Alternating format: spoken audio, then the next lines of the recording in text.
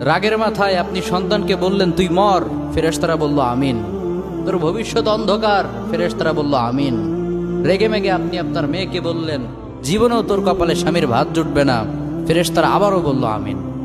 আচ্ছা, আপনি না সেই ব্যক্তি যে তার নিজের জীবনের চাইতেও সন্তানকে বেশি ভালোবাসেন? আপনি না সেই ব্যক্তি যে তার সন্তানের জন্য হাসতে হাসতে নিজের জীবনটাও দিয়ে দিতে পারেন? আপনি না সেই ব্যক্তি যে আল্লাহর কাছে নিজের চাইতেও সন্তানের জন্য বেশি দোয়া করে?